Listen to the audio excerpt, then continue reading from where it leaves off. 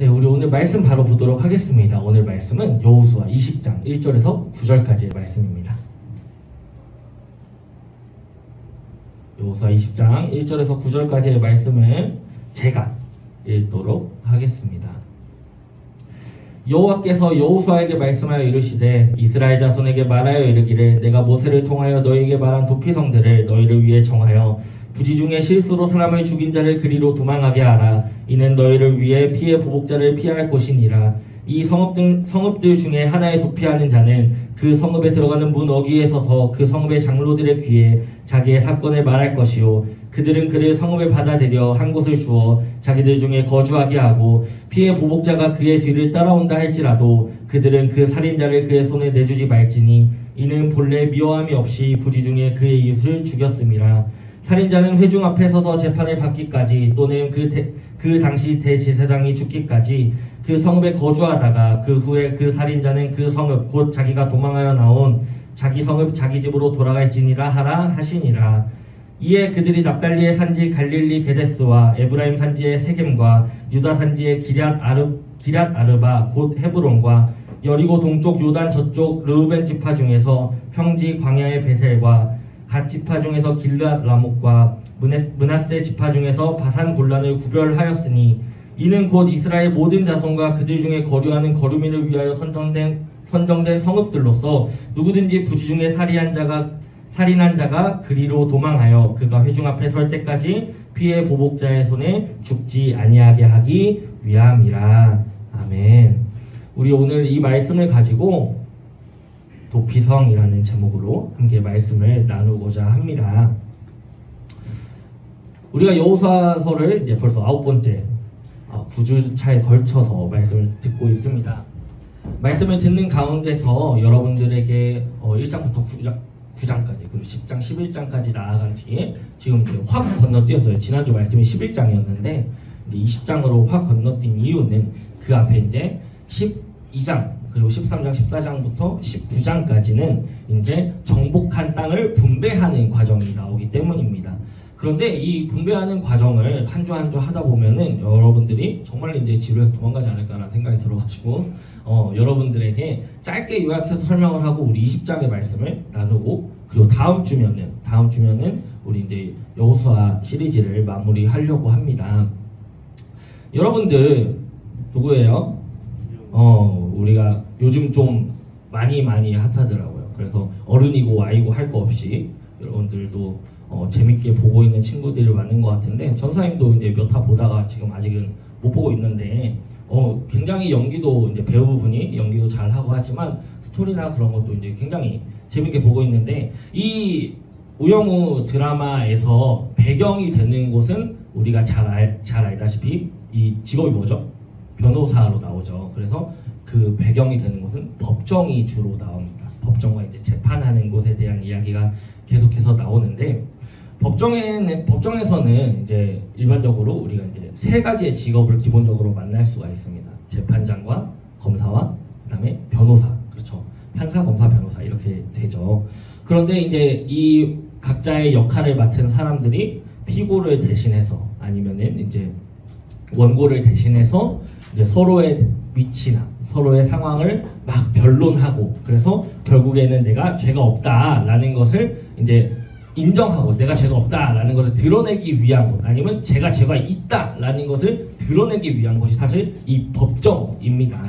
그런데 우리가 이제 이 법정에 대한 이야기를 하면서 이스라엘 특히 구약 시대의 이스라엘을 바라보면 이스라엘은 이 법정 문화가 굉장히 가득한 곳이에요.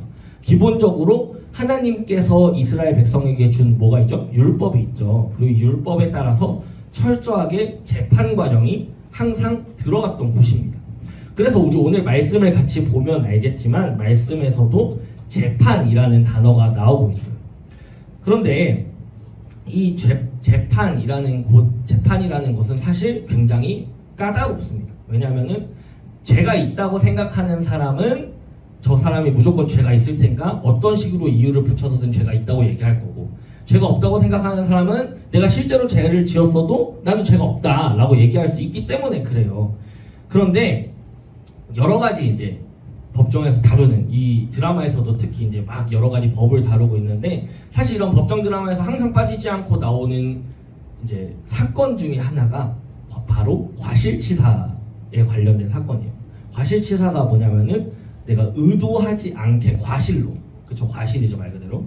원인이 어떤 사람을 죽이는데 원인은 됐는데 그 사람을 죽이려는 의도가 없었을 때 과실치사라는 말을 씁니다. 근데 이게 굉장히 애매한 것이 그 사람은 이미 죽었잖아요. 그래서 이 사람이 정말로 과실로, 실수로 그랬는지 아니면 의도적으로 그랬는지 사실 판가름할 방법이 굉장히 애매합니다. 그래서 재판을 통해서 이것이 정말로 옳은 것인가, 아니면 정말로 이 사람이 의도적으로 죽인 거냐, 아니면 의도적이지 않게 실수가 난 것이냐라는 것을 판가름하는 경우가 굉장히 많은데, 오늘 우리가 같이 읽은 이 도피성 제도는 이스라엘의 바로 이 과실치사와 관련된 제도라고 할 수 있습니다. 여호수아가 땅을 정복하고 그리고 땅을 분배한 뒤에, 분배가 19장에서 끝나요. 근데 분배가 끝난 뒤에 20장에서 갑자기 왜 이 도피성 제도가 나오느냐라고 하면은 이제 정복을 한 그 땅에서 일어날 여러 가지 문제들을 수습하기 위한 하나의 제도라고 할 수 있습니다. 이 도피성 제도는 부지 중에 3절에 보면은 부지 중에 실수로 사람을 죽인 자에 대한 법이에요. 근데 이 사람을 어떻게 대할 것이냐라는 게 있습니다. 그런데 이스라엘의 법 중에서는 법의 원칙, 그러니까 헌법이라고 할 수 있죠. 법의 기본적으로 베이스가 되는 것은 뭐가 있냐면 사람의 생명은 돈이나 다른 것으로 바꿀 수 없다라는 게 명확하게 되어 있어요. 그러니까 이게 무슨 말이에요? 내가 다른 사람의 생명을 빼앗았으면은 그 생명은 내가 돈이나 아니면 내가 뭔가 징역살이를 한다고 해서 바꿀 수 있는 것이 아니다라고 얘기한다는 거예요. 이스라엘 다른 법, 예를 들어서 내가 다른 사람의 소를 훔쳐갔다, 아니면은 뭐 양을 훔쳐갔다, 염소를 훔쳐갔다, 그러면은 각 동물에 맞게 몇 배로 배상을 해라, 아니면 동일하게 배상을 해라, 이런 식으로 배상의 원칙이 사실 정확하게 되어 있는 반면에 이 사람을 죽인 죄에 대해서는 그러한 것이 전혀 드러나 있지 않아요. 이 도피성은 그런데 우리가 1절부터 9절까지 읽었지만 도피성의 원리라는 게 있습니다. 도피성의 원리를 보기 전에 이런 도피성이 일어나는 여기 우리 7절부터 8절을 보면 도피성의 위치가 나오게 돼요. 근데 그 위치를 보기 전에 먼저 그러면 이 위치와 땅의 분배가 어떻게 이루어졌는지 먼저 확인해야 합니다. 여러분들이 잘 안 볼 수도 있긴 하시겠지만 대충 12지파가 이제 요단강을 얘가 요단강이에요. 이게 요단강인데 이 요단강을 기점으로 서편과 동편으로 나눠서 가져가게 됩니다. 그 땅을 아까 우리 지난주에 막 남방을 다 정복했고 그다음 북방을 정복했다고 했잖아요. 그래서 그 남은 이제 땅들을 다 정복한 뒤에 이제 땅을 나눠 가진 거예요. 그래서 땅을 나눠 가질 때는 막 제비도 뽑고 그다음에 하나님 말씀하신 대로 해가지고 어디가 어디 가져가고 어디 가져가고 하는데 유다를 포함해서 이 이스라엘에는 지파가 몇 개죠? 12개가 있습니다. 그럼 이 12개의 지파라고 이제 볼 수 있나라고 이제 세보게 되면은 하나, 둘, 셋, 넷, 다섯, 일곱, 여덟, 아홉, 열, 열하나밖에 없어요. 왜 11밖에 없을까요? 이스라엘의 지파는 12개거든요. 12개 중에서 11밖에 없는 이유는 바로 한 지파가 빠졌기 때문입니다. 이 한 지파는 바로 우리가 어떻게 보면 많이 들어볼 수 있는 바로 레위 지파예요. 이 레위 지파는 이스라엘 내에서 어떤 역할을 하고 있냐면 지금으로 따지면 이제 제사장, 예배를 주도하는 역할을 가지고 있는 거예요. 그래서 제사장도 모두 레위 지파에서 나오게 되고 레위 지파는 성소에서 하나님의 일을 하고 제사를 드리고 그런 모든 관련된 일을 하는 사람들이 바로 이 레위 지파들이었어요. 그래서 이 레위 지파들이 땅이 없는 이유는 뭐라고 하나님께서 얘기하시냐면은 너희에게는 하나님께 예배드리는 그것이 이미 유업이다 라고 얘기해요. 그래서 하나님께 예배드릴 수 있는 그 권리가 이미 레위 지파들에게 있기 때문에 너희들은 땅이 없고 대신해서 근데 살 곳은 또 있어야 되잖아요. 그래서 어떻게 했냐면은 이 11개 지파가 나눠 가진 땅에 각각으로 성을 만들어서 48개의 성을 나뉘어서 살아가게 됩니다. 그런데 그 48개의 성 중에서 오늘 7절, 8절에 나오는 6개의 성이 있어요. 이 6개의 성이 바로 도피성이 됩니다. 그러니까 도피성은 누구의 성이요? 레위 지파의 성이 된다는 거예요. 그렇기 때문에 오늘 말씀을 보면은 대제사장이 나오고 제사장의 이름이 나오게 된다는 것입니다. 도피성은 짧게 요약하면 바로 이거예요. 그냥 부지 중에 지은 죄에서 구제하기 위해서. 그러니까 너가 정말로 실수로 그랬구나. 그러면은 이거를 구제하기 위한 방법이라고 할 수 있습니다.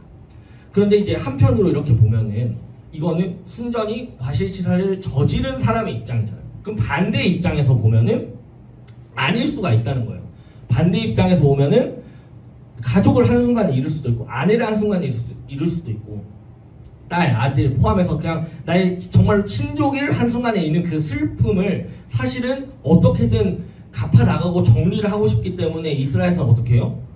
그 사람을 죽여도 무죄예요. 사실 나의 가족을 살인한 누군가를 대신해서 내가 그 사람을 죽인다. 이거를 무죄라고 하는데 이거 그냥 아무나 죽이면 안 되고 아무나 내가 죽일게 하면서 가면 안 되고 지정된 사람이 있는데 그거를 우리는 뭐라고 부르냐면 고엘이라고 불러요. 이 고엘이라는 뜻은 갚는 사람 아니면 갚아주는 사람, 구속자라는 뜻이 있어요. 그런데 이 구속자라는 뜻에 사실 우리가 잘 아는 어떤 뜻이 있냐면 바로 예수 그리스도를 우리가 갚아주러 오셨다라고 하는 그 구속의 개념이 사실 여기서 등장을 하게 돼요.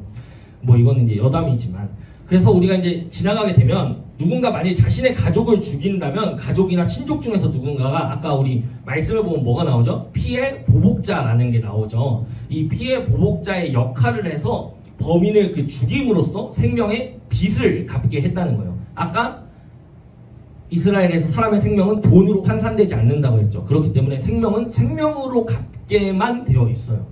그래서 그렇게 빚을 갚는데 아까 얘기했던 것처럼 내가 부지 중에 내가 알지 못하는 중에 만약에 이 사람을 죽이게 된다면 그 사람도 똑같이 나를 보복하러 올 거 아니에요. 그런 사례를 구해주기 위한 게 바로 도피성 제도라는 거예요. 예를 들어서 누군가 이제 막 도끼질을 하다가 도끼날이 훅 빠져가지고 다른 사람에게 맞아서 그 사람이 죽었다면 이 사람은 이건 의도하지 않은 거잖아요. 그래서 이런 사례들이라는 거예요. 근데 우리가 아는 이 도피라는 뜻은 사실 도망하여 몸을 피하다라는 뜻이 있는데 이 도망하여 몸을 피하는 것처럼 오늘 이 도피성 제도에는 몸을 피해야 돼. 내가 의도적으로 한 게 아니라 내가 잘 모르고 사람을 죽였을 때 도피할 수 있게 한 역할이 도피성 제도라고 했는데 조건이 여러 개가 있어요. 일단 위치가 오늘 말씀에 나온 것처럼 6곳이 있는데 게데스, 골란, 라못, 세겜, 베셀, 헤브론 이렇게 해서 잘 보면은 서편에 3개, 동편에 3개 있죠. 요단 동편에 골고루 나눠져 있고 하나 해서 각각의 위치에서 어디서든 가까이 찾아갈 수 있도록 위치를 마련해 둔 거예요. 위치는 이제 사실 뭐 외울 필요는 없으니까. 그런데 이제 이 위치에 따라서 그러면 이제 구분이 있을 거 아니에요. 구분이 있는데 이거는 이제 사실 신명기에서 나오고 있습니다. 신명기 민수기에서 나오고 있는데 35장 16절에서 23절의 말씀을 보면은 사실 이제 이것들이 쭈루룩 나와요. 의도적으로, 그러니까 이건 살인이라는 거예요. 살인으로 치부되는 거는 물건으로 쳐서 죽이고 돌로 쳐서 죽이고 나무로 쳐서 죽이고 밀쳐 죽이고 급습해 죽이고 여러 가지가 이렇게 있는데 어쨌든 죽였어요. 죽인 건데 여기에는 없는 단어가 있고 그 다음에 부지 중에 죽일 때 있는 단어가 있는데 바로 보면은 여기에 뭐라고 되죠? 무심코 의도하지 않은 채로 사람을 죽이는 모든 사례는 부지 중에 죽인 거다라고 정리를 하고 있습니다. 그런데 이제 우리 여호수아 20장 9절의 말씀을 보면은 이렇게 도피성에서 이런 역할을 하게 되는데 부지 중에 살해한 자가 그리로 도망하여 그 회중 앞에 설 때까지 피해 보복자의 손에 죽지 않게 하기 위함이라. 그러니까 사람들 앞에 회중 앞에 선다는 건 뭘 한다는 거냐? 바로 재판을 받게 된다는 거예요. 그래, 네가 과실치사라고 주장해서 일단 도피성에 오니까 너를 죽이지는 않을 거야. 대신 다음 재판을 받을 때까지만 여기서 있고 너가 재판을 받아야 된다가 되는 거예요. 이 도피성 제도를 통해서 사람들이 의도하지 않은 채로 죽였는데 아니면 억울하게 우리 옥생활하는 많은 사례들을 역사 안에서 보게 되잖아요. 그런 것처럼 이스라엘에서도 그런 일이 있을 수 있기 때문에 사실 이런 제도가 마련되게 된 거예요. 그래서 땅 분배부터 땅을 정복하는 모든 과정까지도 하나님의 인도하심이 있었지만 그 이후에 이스라엘 사람들이 살아가는 과정 가운데서 억울하거나 부족함이 없도록 제도적으로조차 하나님이 채워놓으신 하나님의 역할이 있으셨다라는 거예요. 이 도피성의 운영 방법은 이제 짧게 설명을 하면, 도피성은 이제 성문 입구에서 이 범인이라는 사람이 딱 내가 살려주세요 하고 도피성에 오게 되면은 이제 장로들, 그 성의 장로들이 있어요. 장로들한테 허락을 받고, 그래서 제가 이러이러해서 죽여가지고 도망쳐서 왔습니다 라고 한다면은 장로들은 그걸 믿고 일단 처소를 주고 마련해서 지내게 합니다. 그 다음에 재판이 이제 회중 앞에서 이루어지게 되면 자신의 성읍으로 돌아가서 이제 진행되게 되고, 증인이 이제 재판이 진행되면 증인이 두세 사람이어야 하고, 재판이 인정되게 되면은 그 다음이 중요해요. 재판이 이제 너가 과실치사, 오케이, 너 과실치사야, 땅땅땅 되면은 이제 어디서 지내냐면 도피성에서 지내게 됩니다. 근데 도피성에서 지내는데 그냥 지내는 것이 아니라 어쨌든 간에 이 사람은 생명을 해한 것에 대한 책임을 져야만 한다는 거예요. 그래서 갇혀 지내고 어느 정도 제한된 삶을 살면서 대제사장을 딱 도우면서 살아가게 됩니다.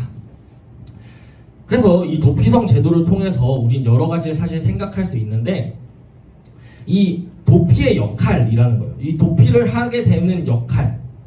도피성은 사실 부지 중에 저지른 이 과실치사, 살인죄와 같은 용서받지 못한 죄로부터 그것을 저지른 이들을 구제하기 위한 제도라고 했어요. 근데 이 구제하기 위한 제도인데, 우리가 이 도피성 제도를 통해서 우리가 뭘 똑같이 바라볼 수가 있냐면, 우리는 이거를 뭐라고 얘기하냐면, 아까 갚아주는 사람, 고엘이라고 하죠. 갚아주는 사람, 물르는 사람, 구속자라는 뜻의 구속이 바로 그리스도의 구속자의 의미와 똑같다라고 얘기했는데, 그런 것처럼 예수님 역시도 우리가 부지 중에 우리가 알지 못하는 와중에, 태어날 때부터 죄 지은 사람 없잖아요. 근데 우리는 죄인으로 태어났다고 얘기하죠. 그러니까 이거는 우리가 알든 모르든 간에 우리는 뭐라는 거예요? 죄인으로서 나왔다는 거예요. 그런데 이 죄인으로서 있는 우리, 그리고 우리가 그 이후에 저지르는 그 모든 죄들 가운데서 하나님은, 그리고 예수님은 우리를 구원하신다는 거예요. 내 힘으로 이길 수 없는 과실치사, 내가 의도하지 않은 거죠. 어쩔 수 없었던 거잖아요. 근데 사람한테 내가 이미 죽게 된 상황이에요. 왜냐하면 내가 생명을 해했기 때문에. 도피성이 아닌 다른 곳에서 만약에 그 갚는 자라고 부르는 고엘을 만나서 죽게 되면 아무도 이거에 대해서 재판을 하거나 처리하는 것이 아닙니다. 그래서 이 도피성을 통해서 전사님과 함께 얘기하고 싶은 것은, 마치 부지 중에 저지른 이 과실치사라는 죄악을 처리하는 도피성 제도처럼 예수님 역시도 우리가 알지 못하는 모든 죄악과 우리가 앞으로 저지르는 모든 죄악 가운데서 우리를 구제하시기 위해 이 땅에 오셨다는 것이 너무나도 명확하게 성경 안에서 드러난다는 거예요.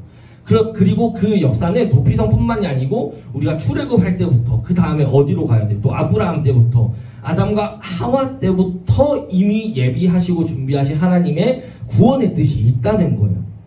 도피성 제도는 사실 이스라엘의 하나의 제도에 불과할 수도 있고, 사실 별거 아닌 거에 불과할 수도 있어요. 왜냐하면 사람 죽일 일이 없으면 우리에게 생길 일이 아니니까. 그런데 우리 누구에게나, 그리고 어떤 일이든지 생겨날 수 있다는 거고, 우리가 사람을 죽이든 죽이지 않든 이미 우리는 하나님 앞에서 뭐예요? 죄인이라는 거예요.